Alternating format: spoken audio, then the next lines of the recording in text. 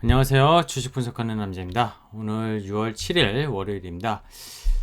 이번 주 한 주 이제 다음 주에 있을 6월 FMC 뭐 최근에 테이퍼링, 뭐 긴축 여러 가지 뭐 경계감들이 계속 있는 것 같고요. 지난주에 미국 고용 지표가 결국 시장 컨센 뭐 65만보다 상당히 낮게 나오면서 뭐 그 1위 1비하는 결국 전날에는 연준 위원들의 매파적인 발언들 그리고 연준이 그동안 사들였던 회사채와 ETF를 연말까지 매각할 것이다. 이게 긴축의 시작이다. 이렇게 해석을 했다면 다음날 발표된 고용지표가 결국 그거를 무용론으로 만든 그런 일일비하는 시장 속에 나스닥 지수는 전고점이 선물 기준으로 한 14,000 초반대인데요.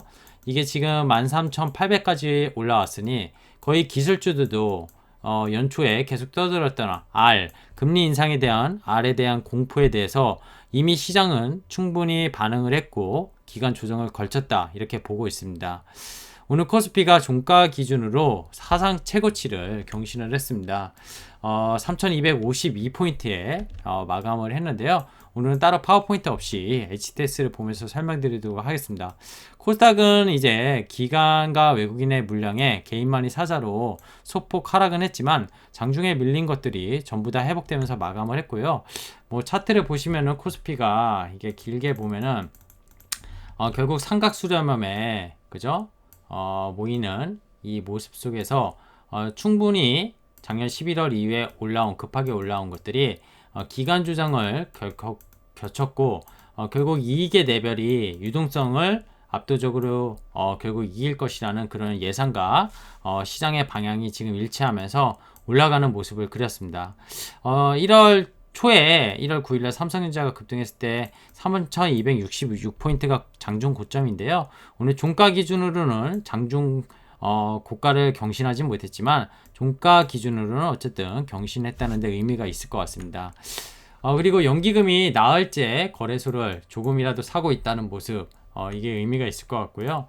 거래소는 지금 1216억 기관이 샀는데 금융투자 물량이 컸으니까 나머지 물량 뭐 사모펀드나 펀드 쪽의 물량이 나왔다고 보시면 될 것 같아요. 코스닥 같은 경우에도 외국인은 팔았고요. 개인이 적극적으로 샀고 기관은 종가 부분에 사들이는 모습을 보였습니다. 그쵸? 그리고 연기금이 코스닥을 샀다는 거. 코스닥 차트도 잠깐 보면은요. 상당히 5일선을 타고 흐름이 좋은 모습을 그리고 있고 제가 최근에 계속 보고 있는 오늘 물론 이제 원전 관련주들이 유틸리티 이런 쪽이 상당히 강하면서 시장을 이끌긴 했었는데 반도체도 그렇게 나쁘진 않았어요. 하지만 오전 때 좀 세게 올라오던 반도체 장비 소재주들이 좀 종가상으로 밀리면서 이 음봉으로 오늘 십자봉으로 끝나긴 했지만 최근 단기 요 구간에 대한 급등에 대한 좀 차익 실현이 나왔다고 보고 있고 어쨌든 여전히 시장에 대해서 우호적인 업종으로 상당히 탑으로 꼽고 싶다고 이렇게 말씀드리고 싶습니다. 결국에는 이 시장에 손바뀜이 계속 일어나고 있습니다. 손바뀜이 일어나고 있는데 외국인은 오늘 거래소 전체적으로는 팔았지만 업종별로는 사는 모습이 계속 보이고 있어요. 그렇죠? 그렇게 보이고 있고요.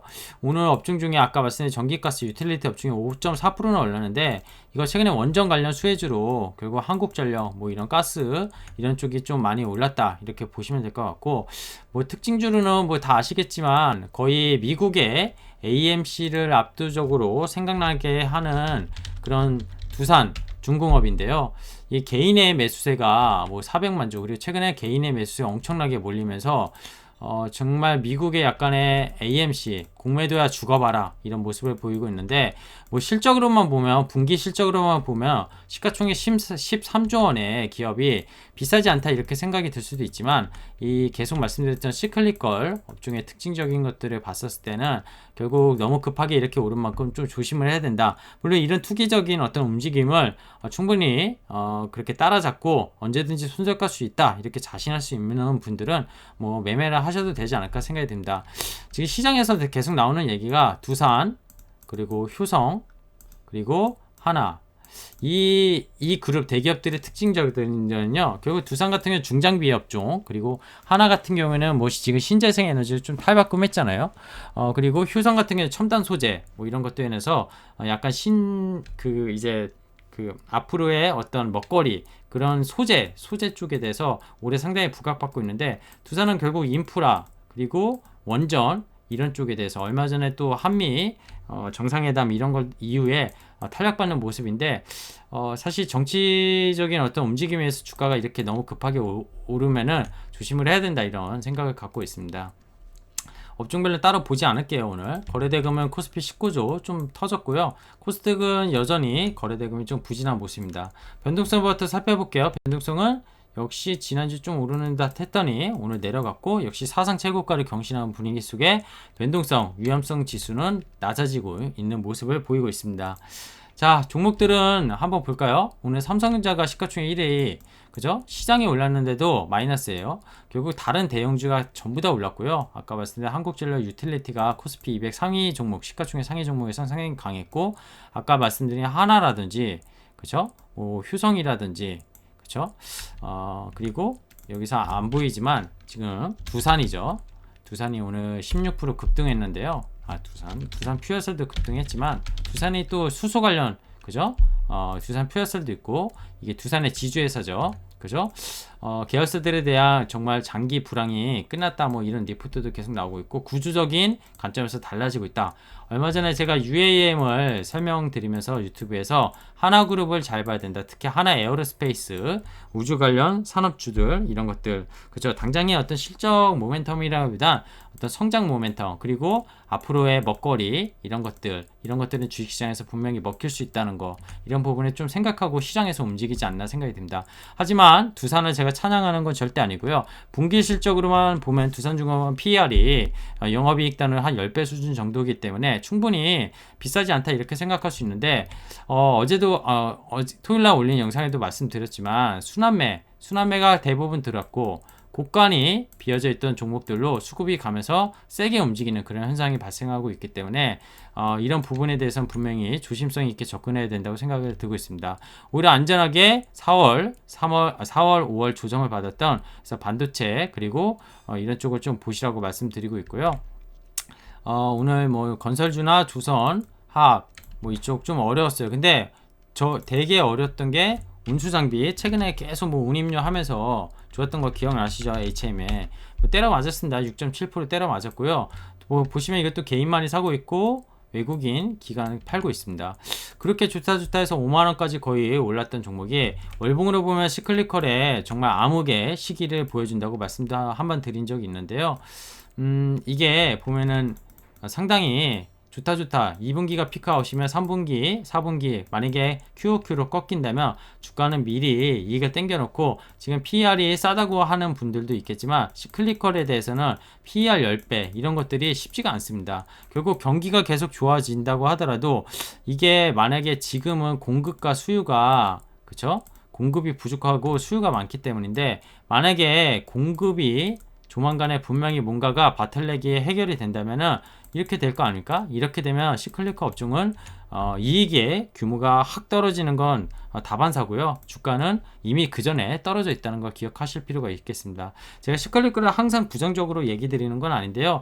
과거에 10년 전에, 그쵸? 뭐 차화정이라든지 아니면은 그 이제 2007년, 2005년부터 조선 그 기계 뭐 이런 쪽, 해운 이런 쪽이 정말 하락을 이뤄냈다가 중국 쪽에서 대규모 캐펙스 투자가 일어나면서 우리나라도 상당히 피해를 받고 잃어버린 뭐 10년이 넘게 이렇게 해왔던 주가가 코로나 이후에 저점에서 마치 10배 이상을 오른 것처럼 일부 종목들이 보이더라도 충분히 좀 접근을, 앞으로 계속 구조적인 정말 성장과 이익이 나올 것인가에 대한 의심을 한번 해볼 필요가 있다, 이런 말씀을 드리고 싶습니다. 오늘 뉴딜 관련주 중에서 수소 관련주, 아까 말씀드린 두산 퓨어셀이라든지 S 일렉트로닉, 그리고 전기차 소재 중에 LNF 이런 쪽이 유독히 좀 강했습니다. 휴성 TNC도 오늘 또 4%나 넘게 또 올랐고요. 오늘 헬스케어는 좀 어려웠던 것 같아요. 헬스케어가 뭐 대웅제약이나 한미사이언스, 대형 제약사, 바이오 이쪽 빼고는, 그렇죠? 유한양의 녹십자 이런 거 빼고는 전반적으로 좀 어렵고, 반도체는 오전 한때 출발은 상당히 좋게 시작을 했었는데 오후장에 외국인의 매물 이게 많이 나오면서 좀 많이 밀린 것 같습니다. 하지만 일부 종목들 뭐 네페스 아크라든지 ENF 테크놀로지, 동진 세미케 이런 종목들은 어쨌든 시장 대비 좀 강했고 고점에서 밀리는 모습, 즉 수급이 결국 차익 실현 물량이 반도체 쪽이나 이쪽은 올리기 좀 쉽지 않았던 오늘 하루가 아니었나 생각이 듭니다. 핸드셋 쪽 역시 마찬가지였고요. 뭐 자율주행 뭐 이쪽 관련돼서 마찬가지입니다.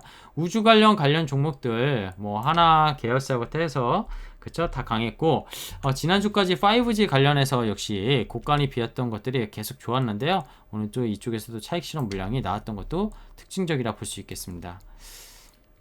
거의 다 말씀은 오늘 시장은 드린 것 같고요. 추가적으로 좀 말씀드리고 싶은 게 이런 것 같아요. 최근에 뭐 윤석열 그리고 뭐 이재명 테마주들 정치 테마주 뭐 잘 이용하면 정말 돈을 벌 수는 있어요. 근데 이런 것들에 대해서 좀 정말 자신 있는 분만 저는 매매했으면 좋겠다. 테마주 이런 얘기를 드리고 싶고 최근에 원전 관련 얘기가 계속 나오면서 관련주들이 무분별하게 움직이는 것도 있어요. 그리고 기억하시겠지만 HMM이 뭐 산업은행 보유 12 만기가 임박해서 하락했다 이런 내용이 있지만 사실 그거는 이면적의 내용에 수급적인 그런 어떤 물량에 대한 오버행 이슈 얘기고요. 기본적으로 많이 충분히 오를 만큼 오른 주식들은 특히 시클리커 업종들은 좀 조심을 해야 된다. 최근에 철강주 이런 것들 너무 좋다 한 게 한 달도 안 된 것 같은데 뭐 유럽 연합에서 철강 세이프가드 1년 연장 가능성 뭐 이런 얘기 나오고 뭐 철강주 고점 우려다. 그죠? 원자재 가격이 투기적으로 올랐기 때문에 연준이 이런 거품들을 시장의 어떤 주식 시장에 대한 거품이 아니라 비트코인 뿐만이 아니라 거품들이 나타나기 시작했다는 거 이런 거를 경계하기 시작했다는 게 결국 이런 원자재 관련주들 시클리컬에서 하락세가 나온다 이렇게 생각하고 있고요. 아까 안 봤던 종목인데 여행주들 있잖아요. 여행주들 여기 그죠? 여행주들 항공주들 전반적으로 약했는데 뭐 오늘 보니까 노란풍선 유럽여행 패키지 항공권을 제외해서 상품 전체 매진 기록이고 이게 뭐 이런 것뿐만 아니라 어마어마하게 지금 일어나고 있다고 하는데 코로나 백신을 받고 트래블 버블을 한다고 하더라도 과연 이 여행주들에 대해서 유상증자 없이 하나투어 같은 이런 대규모 손실을 입었던 회사가 캐시플로우도 지금 현금 유보율이 없는 입장에서 주가가 계속 갈 수 있을지 일전에도 한번 말씀드렸지만 5년치 2015년에 최고가의 그런 평균 가격 그런 가격까지 레벨이 올라간 상황에서 제가 가치를 얘기하고 싶지 않지만 이 회사가 성장주는 아니잖아요. 이런 섹터가 기본적으로 성장주가 아닌 이 입장에서 주가가 밸류에이션이 정말 많이 올랐다면 단기적으로 분명히 아무리 센티가 좋아진다고 하더라도 주가가 선반영되었다는 점 따라붙기에는 무리가 된다. 엔터주도 최근에 말씀드렸는데 SM이 뭐 계속 지분 투자 뭐 M&A 뭐 이런 여러 가지가 이슈가 있어서 시장에서 제일 핫하게 움직이긴 했지만 역시 비슷한 맥락으로 좀 보셔야 되지 않을까 그런 생각을 좀 들고 있습니다. 뭐 시멘트 가격이 인상한다. 그리고 mRNA 코로나 백신 원액이 한국서 생산 검토 소식이 일어나고 있다. 이런 것들에 의해서 일부 코로나 관련주도 오늘 오르긴 했었는데 전반적으로 제약바이오 센티를 만들기 좀 힘들었다. 이렇게 생각이 들고 있습니다. 오늘의 핵심은 결국 원전 발전소 이런 것들 원전 발전 전력 설비 그러면서 가스 유틸리티 이런 업종이 시장을 이끌었는데 보통 또 어떤 분들이 이런 생각을 해요. 저처럼 주식시장을 오래 경험하신 분들은 결국 주식시장의 끝에 이런 고점이 나올 때 그쵸? 고점이 나올 때 항상 올라가는 게 유틸리티다. 물론 저도 예전에 경험했었고 그쵸? 근데 이게 유틸리티 업종이 단순히 얘만 올라간 게 아니잖아요. 뭐 증권업종과 유틸리티 업종이 오르면은 시장의 끝자락이다 이런 생각을 하시는 분이 있는데 절대 그렇게 생각이 안 들고요. 계속 얘기드리지만 코스피 컨센 이익이 영업이익이 210조가 거의 시장에 지금 잡히고 있고 연초 대비 연초 170조에서 이게 40조 가까이 올라온 상황이기 때문에 결국 유동성으로 올라온 작년의 증시라고 하더라도 코로나는 이제는 우리의 풍토병으로 끌고 갈 이슈고요. 백신 접종률과 경기 회복, 리오프닝이 된다고 하면은 결국 지금의 금리 미국이 이거 테이퍼링은 테이퍼링대로 분명히 내년에 시행되겠지만 금리 인상은 쉽지 않다는 거 그 부분을 감안한다면 성장주에 대해서 결국 다시 우리는 돌이켜 봐야 된다 이런 생각을 좀 갖고 있습니다. 자 오늘 여기까지 하겠습니다. 저는 주식 분석하는 남자고요. 영상을 끝까지 시청해 주신 분 감사하고 아직까지 구독 안 누르신 분은 구독 눌러주시면 고맙겠습니다. 감사합니다.